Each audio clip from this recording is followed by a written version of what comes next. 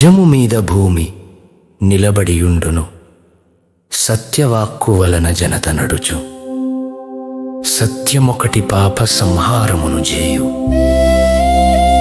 కాళికాంబ హంస కాళికాంబ.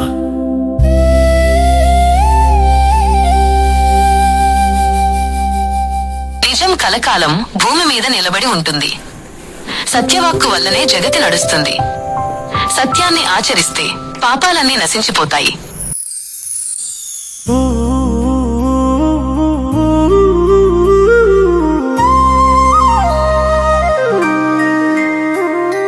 బురులేయవి యొనరించిన నరవర, యప్రియము తన మనంబునకగు.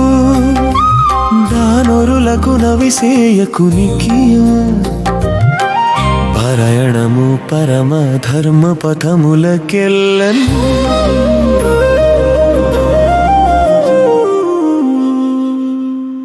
ఓ రాజా, ఇతరులు ఏ పని చేస్తే తన మనస్సుకు బాధ కలుగుతుందో ఆ పని తిరిగి తాను ఇతరులకు చేయకుండటమే అన్ని ధర్మ మార్గాలలోనూ గొప్పది.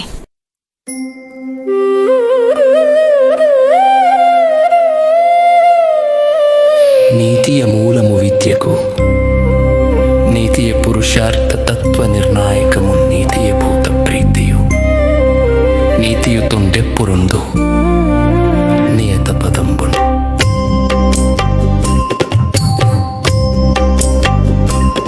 విద్యకు నీతియే ఆధారం. చతుర్విధ పురుషార్థ తత్వాన్ని అంటే ధర్మం, అర్థం, కామం, మోక్షం వీటిని నిర్ణయించేది కూడా నీతియే. సర్వ ప్రాణులకు ప్రీతి కలిగించేది కూడా నీతియే. నీతిమంతుడైన వాడు ఎప్పుడూ తనకు తగిన స్థానాన్ని పొందుతాడు. చదువని వాడజ్ఞుండగు, చదివిన సదసద్వివేక చతురత కలుగున్. చదువగవలయును జనులకు, చదివించెదనార్యులొద్ద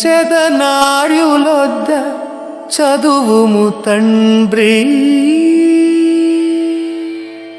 చదవని వాడికి ఏమీ తెలియదు.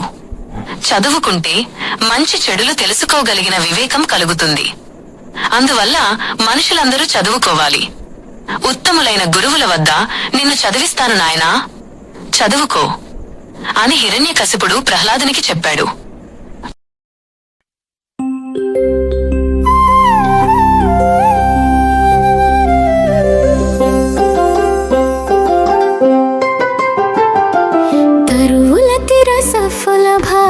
గురుతగంచు